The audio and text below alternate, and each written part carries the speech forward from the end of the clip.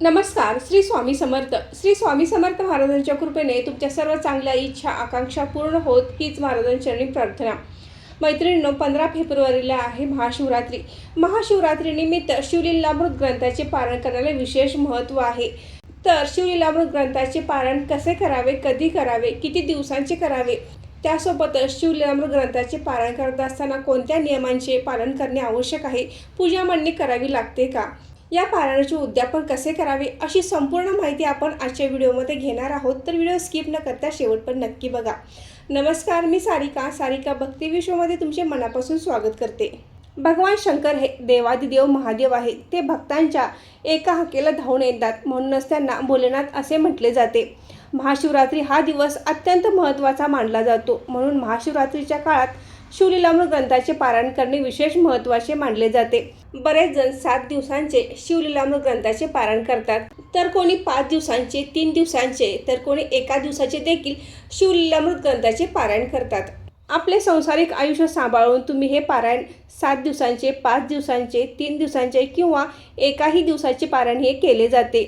शिवलीलामृत ग्रंथाचे पारायण हे फक्त महाशिवरात्रीला करावे किंवा फक्त श्रावण महिन्यात करावे असे नाही, तर आपण वर्षभरामध्ये कधीही आपल्या इच्छेनुसार हे पारायण करू शकता. शिवलीलामृत ग्रंथाचे पारायण आपण सोमवारपासून सुरू करावे असे म्हटले जाते, पण सोमवारीच करावे असे काही नाही, तर आपण कधीही कोणत्याही दिवसापासून या शिवलीलामृत ग्रंथाचे पारायण सुरू करू शकता. मूळ शिवलीलामृत ग्रंथामध्ये एकूण 14 अध्याय आहेत, तर 15वा अध्याय हा नंतर जोडलेला आहे. तर शिवलीलामृत ग्रंथाचे पारायण करत असताना आपण संपूर्ण 15 अध्याय वाचायचे आहेत. शिवलीलामृत ग्रंथामधील प्रत्येक अध्यायामध्ये आपल्या जीवनातील प्रत्येक प्रश्नांची उत्तरे मिळतात. भगवान शंकर कलियुगातील सर्वात श्रेष्ठ देवता मानले गेले आहेत, याचा वेद पुराणामध्ये देखील उल्लेख सापडतो. त्यामुळे आवर्जून आपण या महाशिवरात्रीला शिवलीलामृत ग्रंथाचे पारायण करावे. शिवलीलामृत ग्रंथाचे पारायण तुम्ही किती दिवसांचे करायचे आहे, त्याप्रमाणे तुम्ही रोज किती अध्याय वाचायचे ते ठरवू शकता. जर तुम्हाला 7 दिवसांचे शिवलीलामृत ग्रंथाचे पारायण करायचे असेल, तर तुम्हाला रोज 2 अध्याय वाचावे लागतील आणि शेवटच्या दिवशी 3 अध्याय वाचावे लागतील. हे तुमचे 7 दिवसांचे पारायण पूर्ण होईल. जर तुम्हाला 5 दिवसांचे पारायण करायचे असेल, तर रोज तुम्ही 3 अध्याय वाचला तर तुमचे 5 दिवसामध्ये या ग्रंथाचे पारायण पूर्ण होईल. आणि जर तुम्ही हे पारायण 3 दिवसांचे करणार असाल, तर रोज तुम्हाला 5 अध्याय वाचायचे आहेत. म्हणजे 3 दिवसामध्ये रोज 5 अध्याय वाचले तर 3 दिवसामध्ये 15 अध्याय पूर्ण होतील. अशा पद्धतीने तुम्ही 7 दिवसांचे, 5 दिवसांचे किंवा 3 दिवसांचे पारायण करू शकता.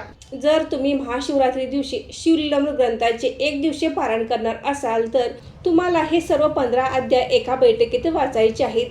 हे संपूर्ण पारायण करण्यासाठी 5.5 ते 6 तासांचा कालावधी लागतो. हे तुमच्या वाचनाच्या स्पीडवर अवलंबून आहे. तुम्ही जर या अगोदर हे पारायण केलं असाल तर तुम्हाला कमी वेळ लागेल, आणि जर तुम्ही यावर कधीच पारायण केले नसेल, तुमचा वाचण्याचा स्पीड कमी असेल, तर तुम्हाला 6.5 तासांचा वेळ लागू शकतो. जर तुम्हाला इतका वेळ बसणे शक्य असेल तरच तुम्ही 1 दिवसांचे शिवलीलामृत ग्रंथाचे पारायण करू शकता. 1 दिवसांचे पारायण करणे शक्य नसेल तर मग तुम्ही 3 दिवसांचे करू शकता, 5 दिवसांचे करू शकता किंवा 7 दिवसांचे देखील पारायण करू शकता.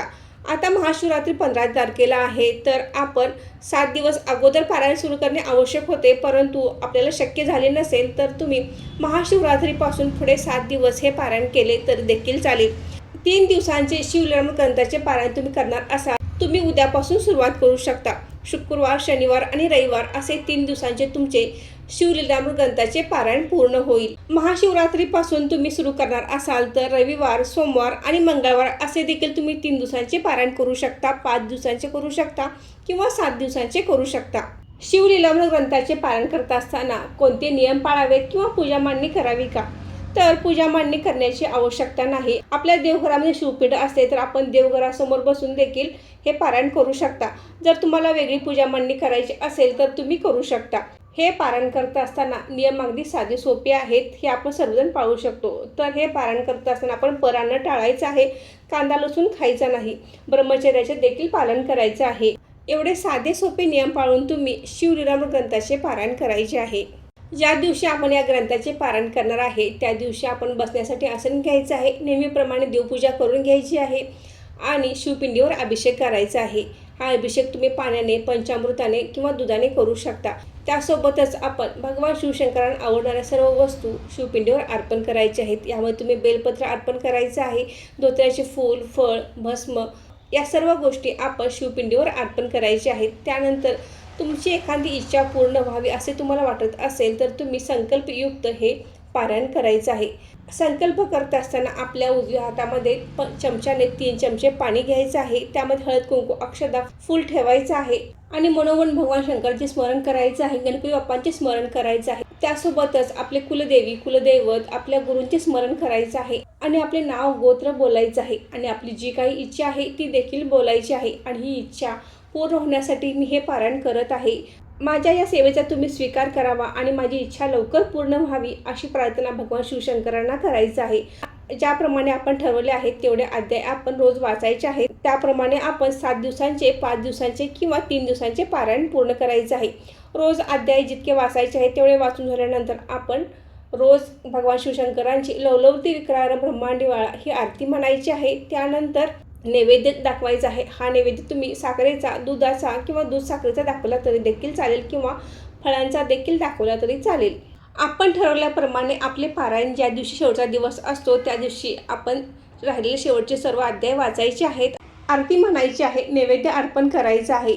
ज्या दिवशी आपल्या पारायणाचा शेवटचा दिवस असतो त्या दिवशी आपल्या जवळ असलेल्या भगवान शिवशंकरांच्या मंदिरात, महादेवाच्या मंदिरात जायचं आहे, त्या ठिकाणी दर्शन घ्यायचं आहे। त्यासोबतच आपण तेथील पुजाऱ्यांना गहू, तांदूळ अशी शिदा त्यांना द्यायची आहे किंवा तुम्ही एखाद्या गरजवंताला देखील ही शिदा दिली तरी चालेल। त्यासोबतच एक पांढरे वस्त्र देखील आपण त्या पुजाऱ्यांना किंवा गरजवंताला देणार असाल तर त्यांना देखील दिले तरी चालेल। तर अशा पद्धतीने आपण शिवलीलामृत ग्रंथाचे पारायण करू शकता।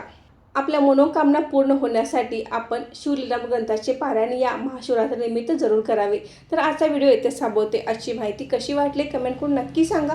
व्हिडिओ आवडल्यास व्हिडिओ लाईक करा, शेअर करा आणि सारिका भक्ती विश्व या यूट्यूब चॅनल सबस्क्राईब करा। धन्यवाद।